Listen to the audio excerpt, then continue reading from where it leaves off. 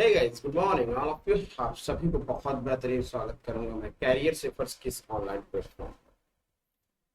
दोस्तों, आज the road not taken, Robert Frost की बहुत प्यारी रचना है। The road not taken. There is a talking about road, and road is a not exactly talking about road. Road is only the medium of to express the life's fundamental. You have a two options, and it is a difficult task to choose which one is correct. If you have a two options of any, it is a difficult task to choose which one is appropriate and which one is not appropriate. After choosing any option of them, but doubt you have, this is correct or incorrect, maybe that one is a correct, but have some problem, have some difficulties own life. If you want to get any solution from the any problem, then you have and you will have to choose a single. After choosing a way, single way, then stop and work on this. आपको एक चीज चुनना होगा और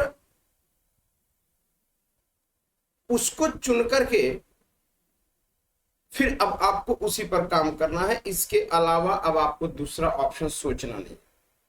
अगर आप सोचे तो कहीं न कहीं आप अपना नुकसान कर रहे हैं, आप अपना नुकसान कर रहे हैं, और ऐसा नुकसान जिसकी भरपाई कर पाना मुश्किल हो जाए, जिसकी भरपाई कर लेना मुश्किल होता।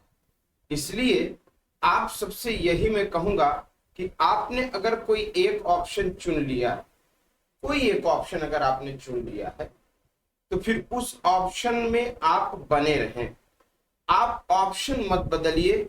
आपको ऑप्शन ना बदलकर आपको करना क्या है कि ऑप्शन बिना बदले, बिना ऑप्शन बदले आपको अपनी लाइफ स्टाइल और जिस काम के लिए आप निकले हो उस काम को करने का तरीका बदलना। ठीक है? So without any further let's get start the road not taken, and before we discuss the poem, I will explain some points about the road not taken. In points को आपको इसलिए मैं दे रहा हूं कि एग्जामिनेशन में सिंगल या one liner का सेगमेंट आपके सामने उठाकर एग्जामिनेशन बोर्ड देता है। ठीक है? तो पहली बातचीत से रूबरू होंगे, कह रहे कि the road not taken is a narrative poem. याद रखिएगा, ये सब वन लाइनर क्वेश्चन में बना देता है by Robert Frost. Robert Frost के द्वारा लिखी गई एक नैरेटिव पोयम है जिसको नरेट किया हुआ, फर्स्ट पब्लिश्ड इन द अगस्त 1915, यानी अगस्त की 1915 में इसको पब्लिश कराया। इशू ऑफ द, किसमें इशू कराया था? ये अटलांटिक मंथली में मैगजीन थी, उस पर इन्होंने पब्लिश कराया एंड लेटर पब्लिश, और बाद में ये पब्लिश हुई as the first poem in 1916, पहली पोयम के तौर पर 1916 में पब्लिश कराई। पोएट्री कलेक्शन था, कौन सा? Mountain interval. याद रखिए, एक पोएट्री कलेक्शन ही लेकर आते हैं 1916 में, उसी में पहली बार पोयम की तरह इंट्रोड्यूस करते हैं, और इसके पहले 1915 में अगस्त के महीने में पब्लिश तो करा देते हैं नैरेटिव पोयम में। किस मैगजीन में? Atlantic monthly. ठीक हुई बातचीत? अगली पॉइंट है आपके सामने, it's central theme is the divergence of paths. इसकी जो ओरिजिनल थीम है, ये जो पोयम है इसकी जो ओरिजिनल थीम है, सेंट्रल थीम है, वो ये है कि diversion of the road, diversion of the life segment, जिंदगी की जो लाइफ हम लोग जी रहे होते हैं, कभी कभी मानव जीवन में ऐसी चीजें एक साथ आती हैं, हम चुने तो चुने किसको। जैसे शादी होने के बाद मम्मी कहे बहू के साथ मत रहो, बहू कहे माँ के साथ मत रहो, there is a two way, there is a two road, which one is appropriate, हम कौन सा चुने, ये थोड़ा सा टफेस्ट टास्क हो जाता है। बोथ लिटरली एंड फिगरेटिवली, यानी लिटरली और फिगरेटिव दोनों तरीके से इस पोएम की एनालिसिस है। ऑल्दो, हालांकि it's interpretation is noted for being complex and potentially divergent. देखिए यहां पर जो इन्होंने पोटेंशियली डाइवर्जेंट का सेगमेंट दिया है, या फिर इन्होंने जो एक शब्द यूज किया है कॉम्प्लेक्स, बिल्कुल सही बात है भाई। किसी भी चीज को, किसी भी रास्ते को चुन करके प्रॉपर उस पर काम करना, ये एक कॉम्प्लेक्सिटी का सीन क्रिएट करता है। नो डाउट आपके पास दो बातें हैं, आप जाहिर सी बात है अगर आप जैसे मोबाइल भी लेने जाते हो, मोबाइल लेने गए, आपने देखा एक मोबाइल, दो मोबाइल, आपने दो मोबाइल पसंद किया, अब आप इसमें फंसे हुए हो कौन सा अच्छा, कौन सा अच्छा, कौन सा अच्छा। एक लेने के बाद भी आप दूसरे वाले के बारे में अभी भी सोच रहे हो कि यार कहीं ये वाला फीचर ऐसा ना हो कि वैसा उसमें ना हो, ये ना हो, इसको लेने के बाद कहीं हम उसको ना ले पाए। बहुत सारी बातें आपके दिमाग में चलती रहती है, जिसकी वजह से हमारा विकास एक जगह पर टिका है। अगली बातचीत है भाई, the first 1915 publication differs from the 1916।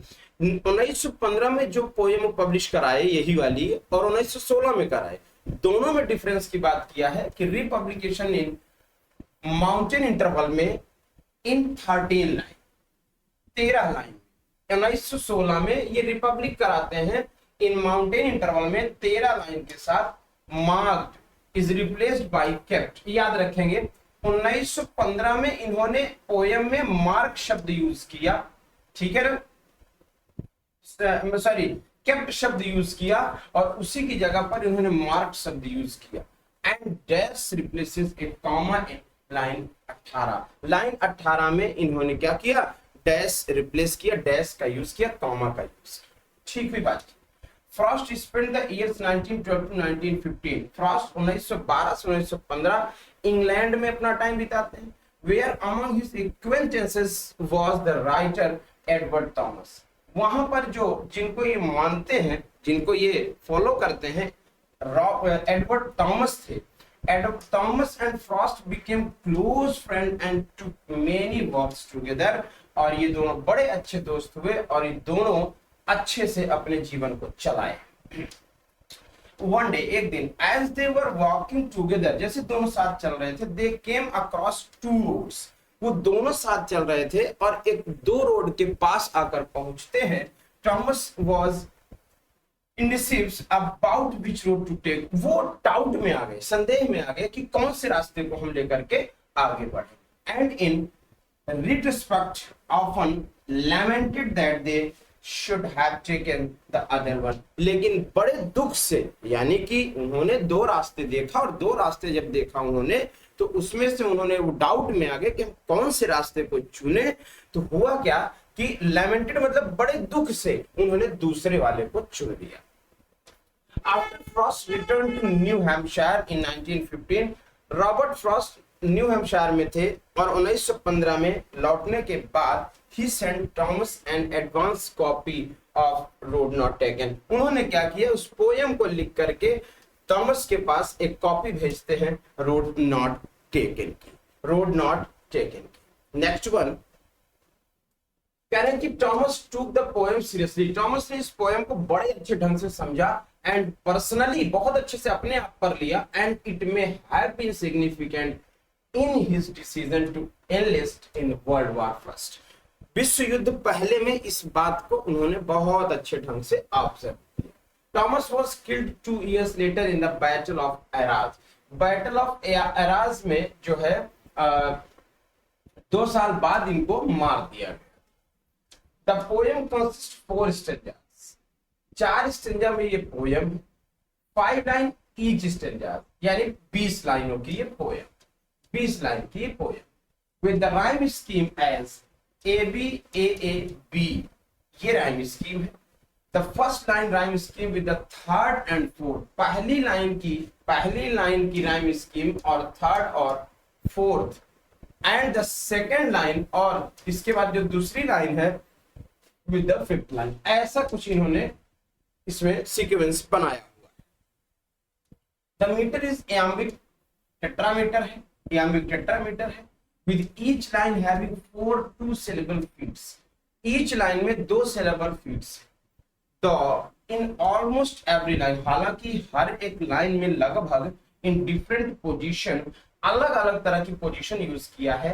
And iamb is replaced with anapest, यानी इयाम को रिप्लेस किया अनापेस्ट को यूज किया। The road not taken reads conversationally beginning as a kind of photographic depiction of a quick movement in yellow boots. Imagery है, ध्यान रखिएगा, yellow boots को जो इन्होंने शब्द यूज किया है पोयम में, इमेजरी है, यानी इमेजिन कर रहे हैं, इसके अलावा और कुछ नहीं।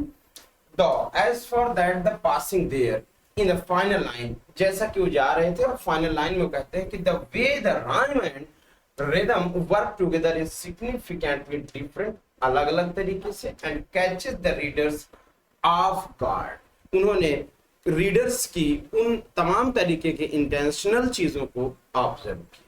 Frost wrote the poem as a joke, poem को मजाक के तौर पर लिखा for his friend Edward Thomas. क्यों? जैसे कभी कभी आप लोगों ने देखा होगा कि कोई मित्र हमारा हो, कोई दोस्त हो, वो किसी दो चीजों में फंस गया हो, तो आपसे पूछे अगर कि यार क्या किया जाए, तो आप उसको सीरियस नहीं लोगे, मजाक के तौर पे उससे बकैती करोगे, अरे यार तुम तो एकदम समझ नहीं पाते हो, तुम ये से ये करने लेते, ये कर लेते। यार जो जिस सिचुएशन में होता है ना, वो सिचुएशन की असली से समझता है, ठीक है ना।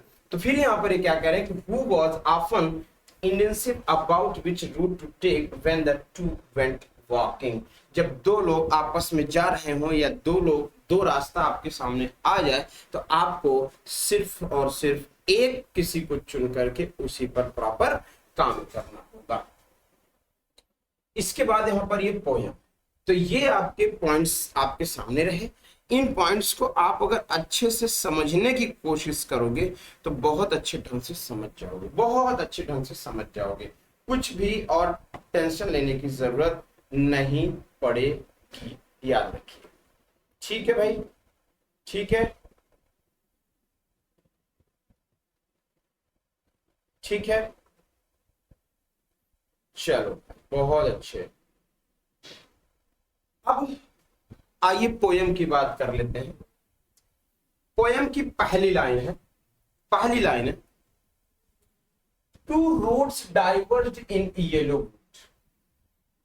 दो रास्ते हैं।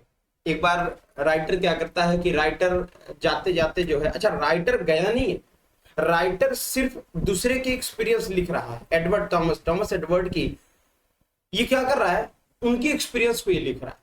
समझिएगा, दोनों दोस्त हैं, आपस में चल रहे हैं और जाते जाते दो रास्ते मिल गए, और यहां पर रॉबर्ट फ्रॉस्ट नहीं फंस रहे हैं, रॉबर्ट फ्रॉस्ट नहीं कर रहे हैं कुछ, यहां पर कर कौन रहा है, एडवर्ड थॉमस की बात, एडवर्ड थॉमस की बात हो रही है। आप समझिए, थोड़ी सी बात समझिए, वो ये बात को लेकर के फंस रहे हैं कि आखिर हम कौन से रास्ते को चुने।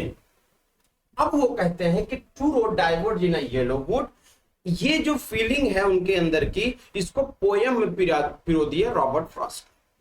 ये येलो वुड का मतलब यहाँ पर आचन से है, यानी प्रकृति की अगर बात करें तो आचन यानी पतझड़ का मौसम, और जिसमें आपने देखा होगा पत्तियां झड़ती हैं, पीली पीली पत्तियां हो जाती हैं, पेड़ों में बहुत सारी पत्तियां पीली भी हो जाती हैं हर जगह पर, तो ये पूरा पीला पीला दिख रहा है, तो उसी को ये इन्होंने जंगल को यानी पीले जंगल को मतलब इन्होंने कह दिया है पत्तियां पीली होने की वजह से। तो दो रास्ता जा रहा है, एक लेफ्ट जा रहा है, एक राइट जा रहा है। लेफ्ट और राइट वाले रास्ते में हमें पसंद करना है कि किसी एक रास्ते को एंट्री कर लेना। अब ये देख रहे हैं कि वहां पर पीले जंगल, and sorry I could not travel both, और कहते हैं मुझे माफ करना, मैं दोनों में एक साथ नहीं चल सकता, मैं दोनों में एक साथ नहीं ट्रेवल कर सकता। And be one traveller long I stood, और मैं किसी एक का ही ट्रेवलर बन सकता हूं, मैं किसी एक का ही ट्रेवलर बन सकता हूं। ये लॉन्ग आई स्टूड बहुत देर तक खड़े होकर ये बात सोचकर समझ रहे, बहुत देर तक इस बात को खड़े होकर वो समझने की कोशिश कर। And look down one as far as I could, और जिस रास्ते में इनको जाना था, जिस रास्ते में इनको जाना था, उस रास्ते को ये जितना हो सका उतनी दूरी तक ये देखते हैं, और उतनी दूरी तक देखकर ये डिसीजन लेते हैं कि यार इस रास्ते पर चला तो जाऊंगा, कहीं इस रास्ते से ज्यादा ये वाला रास्ता तो अच्छा नहीं है। अब दिमाग देखिएगा, ह्यूमन साइकोलॉजी। फिर क्या कह रहे हैं, to where it bent in the undergrowth, और मैंने ये भी देखा कि जितना ज्यादा दूर तक ये रास्ता जा रहा है उतने ज्यादा तक रास्ते में घास भी बड़ी बड़ी अंडरग्रोथ हुई है। इसका मतलब इस रास्ते में कोई गया नहीं है, इस रास्ते में कोई गया नहीं है। फिर देखिएगा, फिर समझिएगा, then took the other just as far, और अब जिस रास्ते को ये सोच रहे हैं उस रास्ते को न लेके दूसरे वाले रास्ते को लेकर के आगे बढ़ते हैं। And having perhaps the better claim, अब समझो, वो रास्ते में चल रहे हैं और एक क्लेम कर रहे हैं कि अरे यार मैं इस पर चला आया, कहीं वो वाला ज्यादा अच्छा नहीं है, यार इस पर चला आया, कहीं ये बहुत लंबा ना हो, उस पर चले जाना चाहिए। बात समझिएगा।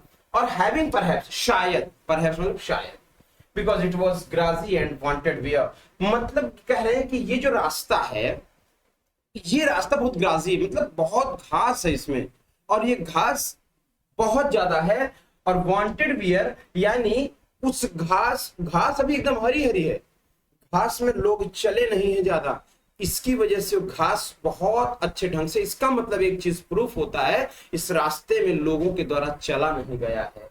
Though as for that the passing there, जब वहां से वो उस रास्ते से चल ही जा रहे थे, जा ही रहे थे, पास हो रहे थे, and warned them really about the same, अब वो सोच ही रहे हैं कि इस रास्ते में, इस जो ये रास्ता है, इस रास्ते में अभी प्योरिटी है, इस रास्ते में अभी कोई चला नहीं है। And both that morning equality, अब बहुत बढ़िया लाइन है, बहुत बढ़िया लाइन है, ये ध्यान रखना, ये ध्यान रखना। और फिर कहते क्या है, फिर कहते क्या है कि जो सुबह होती है, ओस पड़ती है, वो मतलब इन घासों के ऊपर, टहनियों पर वो सेम उसी तरीके से पड़ा है। क्यों? In leaves no step had trodden black, मतलब जो पत्तियां टूटकर गिरी हैं पेड़ों से, दोनों लाइनों पर, दोनों रास्ते पर गिरी हैं, और दोनों रास्तों पर ज्यादा कुचली नहीं गई हैं, मतलब दोनों रास्तों पर चला नहीं गया। बहुत समझिएगा, है एक रास्ते में, सोच दूसरे रास्ते का भी रहा। इसीलिए कहते हैं ना, आप जिस काम को कर रहे हो उसी काम पर अपनी तत्परता लगाइए, अपनी कंसिस्टेंसी बनाइए, तब आपको सफलता मिलेगी। ये नहीं कि आप एक रास्ते में खड़े हो, दूसरे रास्ते को सोच रहे हो। यहां पर राइटर यही कर रहा है, oh I kept first for another day, चलो कोई बात नहीं, आज मैं इस रास्ते से होकर चला जाता हूं और किसी और रास्ते, ये देखिए केप्ट यूज किया है ना, ये ना बदल करके दूसरा यूज किया, मैंने आपको बताया।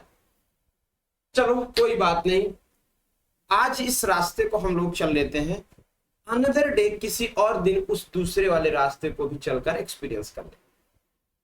Yet knowing how may leads on to be, ओ अब फिर समस्या, अब फिर समस्या।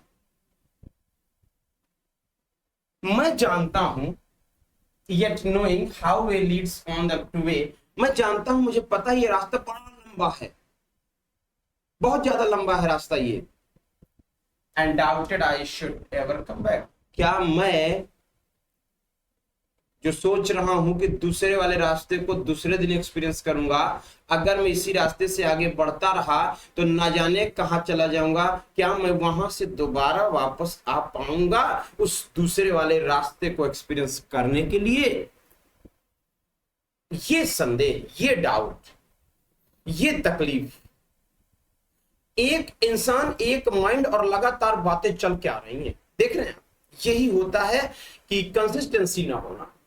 और फिर I shall be telling this with a sigh, मैं एक भरी आह के साथ यह बात कहूंगा क्या, somewhere ages and ages hence, उम्रों तक, माने बहुत दिनों तक, युगों तक मैं ये बात कहूंगा क्या, two roads diverge in a wood, दो रास्ते जंगल के रास्ते से बटी हुई हैं, एंड आई, और मैंने, I took one less travelled by, और मैंने उस रास्ते को चुना जिस पर लोग कम जाया करते थे, and that has made all the differences, और उस पर चल करके मैंने सभी के सभी तरह के डिफरेंस यानी अंतर पैदा कर दिए, अंतर बता दी। दैट्स व्हाई एक चीज समझो, if you want to get select, then you will have to select a single way, then you will reach station। याद रखना, अगर आप वास्तव में एक रास्ते को चुनकर चलते हो तो कहीं ना कहीं आप बहुत अच्छे ढंग से अपने उस रास्ते में पहुंच जाओगे। वो कहते हैं ना कि 100 जगह गड्ढा खोदने से अच्छा एक जगह गड्ढा खोदे। कहते नहीं है कि 100 जगह गड्ढा खोदने की जो एनर्जी आप छोटा छोटा करके 100 गड्ढे खोदोगे, वही एनर्जी अगर आप एक गड्ढे को खोदने में लगा दो तो कहीं ना कहीं आपको पानी मिल जाएगा, आपकी सफलता मिल जाएगी, और आपका जो उद्देश्य और ध्येय है वो मिल जाएगा। ये होती है क्या, कंसिस्टेंसी, और यही होती है आपकी क्या, डिटर्मिनेशन। सर याद रखेंगे, पॉइंट टू पॉइंट चीजों को समझो, बात को समझो, यानी आप अगर चाहते हो वास्तव में सफल होना लाइफ में ना, तो लाइफ की हर परिस्थितियों को अपने ऊपर अप्लाई होने दो और अपने आप पर भरोसा रखो। अगर आप अपने ऊपर भरोसा रखते हो तो माई का लाल नहीं है कि तुमको इधर से उधर करते, आपको भरोसा होना चाहिए। क्यों? You believe yourself because you are powerful, तुम सर्वशक्तिमान हो, बस अपने आप को मानो, तुम सर्वशक्तिमान हो, अपने आप को मानो, और अपने आप को मान लोगे तो फिर धरती में कोई नहीं है तुमको इधर से उधर करने वाला। समझ में आ रहा है? आओ इसके कुछ और भी टर्म्स, टर्मिनोलॉजीज को समझ लें। कौन कौन सी टर्मिनोलॉजीज इसमें यूज करी गई। देखिए एलिट्रेशन आया हुआ है, वांटेड और बियर आप देखे होंगे, वांटेड और बियर देखे होंगे, डब्ल्यू का आया हुआ है, दा भी आया, देन भी आया, डी भी आया। ये जो साउंड बार बार रिपीट हो रहे हैं उसको रिपीटेशन। सिमिली आया हुआ कंपैरिजन टू रोड्स, दो रोड के बीच में कंपैरिजन किया है एज जस्ट लगा करके, एज जस्ट लगा करके सिमिली है इसमें। पर्सोनिफिकेशन की मैं बात करूं तो दो रोड पर्सोनिफाइड किया है, वांटिंग ह्यूमन ट्रैवल, यानी इंसान की तरह बात कर रहे हैं कि दो रास्ते जा रहे हैं, दो रास्ते जा रहे हैं, तो रास्ता नहीं जाता, इंसान जाता। ठीक है बात। एनजाममेंट भी यूज किया है, चौथे लाइन 4 फॉलो इनटू 5 लाइन, यानी कि 5वीं लाइन की मीनिंग, 5वीं लाइन का सेंस चौथे लाइन की तरह है। आप अगर चौथे लाइन की मीनिंग निकालना है तो 5वीं लाइन को पढ़ना पड़ेगा। ठीक है बातचीत। इमेजरी की बात करें, टू रोड्स की बात आई हुई, पहले उन्होंने अनफोरा यूज किया हुआ, दूसरे और चौथे लाइन बिगिन एंड। मेटाफर की बात किया हुआ है, the poem is extended metaphor road को लेकर के। सिंबोलिज्म का यूज किया है, सिंबोलिज्म क्या है, जिंदगी से कनेक्ट किया इन्होंने लाइफ की उन सेगमेंट से डाइवर्जेंट किया हुआ है। वर्बल आयरनी लगाया हुआ है, suggest with the embellish and figure of speech, and that is complete. तो ये रही आपकी रोड नॉट टेकन। याद रखेंगे, road not taken that means कि अगर आप वास्तव में जीवन में अपने अच्छे से और चीजों को बढ़िया ढंग से चलाना चाहते हो तो आपको एक रास्ता चुनना होगा, और एक रास्ता चुन करके अपने काम और अपने वर्क को प्रॉपर करना होगा। एक ना एक दिन सफलता जरूर मिलेगी। तो बहुत बहुत शुक्रिया, थैंक यू।